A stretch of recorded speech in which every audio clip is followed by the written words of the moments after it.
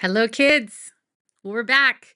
We are in section 4 of our course Outsmart Big Food, Fast Food, and Junk Food. And we're doing that by arming ourselves with knowledge about what food is and what food is not. In this section, we're in section 4, we're learning about all the different kinds of food. So we've gone over what plant staples are, things like potatoes, rice, corn, wheat, things like this that make up the bulk of a lot of communities' diets.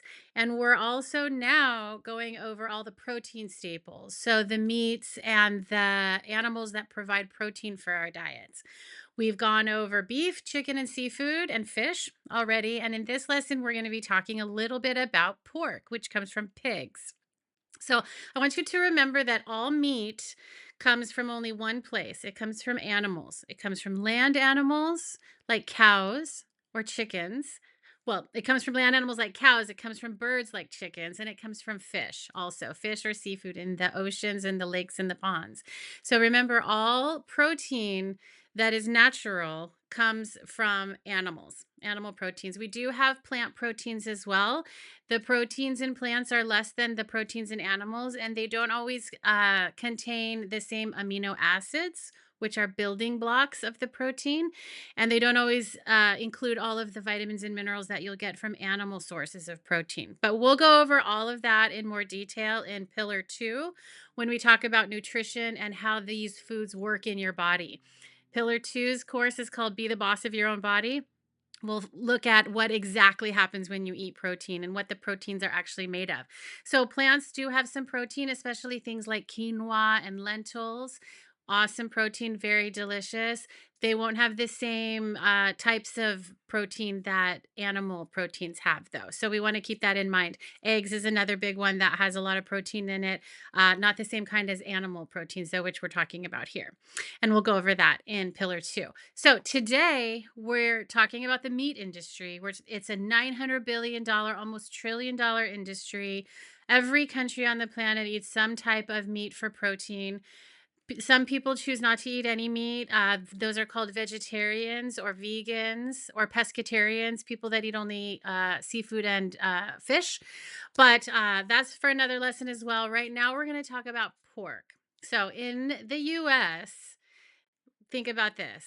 Consumers eat about 51 pounds of pork per year. So let's just compare that with about 19 pounds of seafood per year, about 57 pounds of beef per year, and chickens, 8 billion chickens per year are eaten in the United States. So the pounds are in the billions. Lots and lots of chicken, lots of beef, lots of seafood, and lots of pork.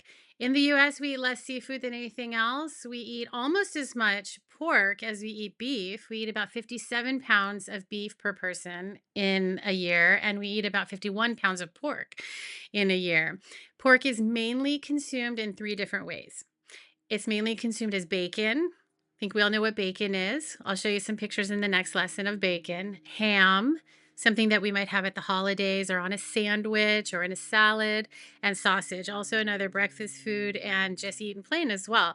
So pork is mostly consumed as bacon, ham, and sausage. So here's another fun little fact about our pigs that provide us with pork. The US is home to about 72 million hogs and pigs who are raised specifically for the food industry. So pork is mostly raised by the large industrial operations that we talked about in the lesson prior to this when we talked about where your food actually comes from. We do get pork from small family farms as well, but a lot of the pork that you're going to consume in restaurants or that you're going to get at the grocery store, it comes from these 72 million hogs and pigs that are raised for the purpose of food. So that's the basics about pork. Here we're going to look at a few different kinds of pork and how pork is consumed in the United States. Before we get there, I love animals. I eat meat also. I believe that meat is there to be eaten as well, but a lot of people love the animal so much that they choose not to eat meat. Wherever you are on that spectrum, you are still going to learn a lot from this lesson. So stick with me just a little bit longer. Here we have our little pig, and I just wanted to let you guys know that pigs are considered intelligent animals like dogs, and they can learn tricks and all kinds of things like that. So that's where our pork comes from. Um, in America, we eat about 18 pounds of bacon alone per year, and that's 2 billion pounds of bacon per year. So I told you in the slide before this that we eat a lot of bacon, and that's how much it is. 16 to 18 pounds of bacon per year. 2 billion pounds of bacon in the United States alone. So consider that. And then we'll be talking about how much pork is eaten worldwide as well. So, pork's the most widely eaten meat worldwide. So, more than beef from cows, more than chicken from chickens, more than fish and seafood. If you remember, fish and seafood makes up about 15% of the population's main protein source. But pork is the most widely eaten meat worldwide. It's eaten on almost every continent and almost every country in some form. So, in here's to give you a little example of how big this industry is. In Hong Kong, in China, the Chinese that live in Hong Kong eat about 122 pounds of pork per person per year. In the United States, that's about 51 pounds per person. So in China, pork is a huge part of their diet. Here are some different ways that you might encounter pork in your life. Let's start where our little piggy is. Let's go right underneath him to the sausage. This is raw sausage before it's been cooked. It looks like kind of maybe an Italian sausage.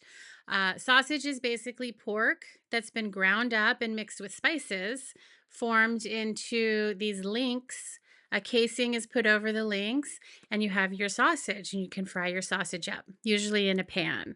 And we learn all about how to cook all these different meats in Pillar 3 of Sizzle Kids when we learn how to take all of this food knowledge that we have and put it to good use for ourselves so we can be healthy and thrive. So let's go straight over from the sausage. This is called a pork tenderloin, and you can see it's a really white meat. It looks like chicken, right? And sometimes pork tenderloin is considered the other white meat, other than chicken. It's very lean. It has a lot of protein in it. It has a lot of amino acids that are good for your body in it. And it's considered a very healthy type of pork to eat. Usually, it will come in a long log type of piece of meat, and you can marinate it, you can spice it, you can roast it, you can grill it, all different kinds of ways to cook it. And then you slice it up and eat it kind of just like a chicken. So that's a pork tenderloin. Comes from a certain area of the pig. When we get into cooking, we'll be going over all the different areas of the animals that these meats come from, and what their different properties are. If they're more tender, or they're more tough, or they're cooked best in a certain way. We'll go over all that. Super fun. Let's go over from the pork tenderloin, and we have our bacon. I think most of us know what bacon looks like. This is cooked bacon. Right above that, you'll see some raw bacon, some really thick cut raw bacon. That's what it looks like raw. Down here on the bottom of the slide, that's what it looks like cooked. It is a fatty meat, so you have to eat it in moderation because there is a lot of saturated fats in it. We'll talk all about fats, good fats, bad fats, fats that are more healthy for your body than others, things like that in Pillar 2. Be the boss of your own body. But here, I just want you to see what bacon looks like. A lot of us already know. Let's go over from there. We have a shredded or pulled pork here. This kind of preparation is used a lot for sandwiches. So the pork will be roasted, and then it will be shredded with a fork or some other kind of kitchen utensil and mixed with spices or marinades to create a filling for sandwiches, for burritos, for tacos.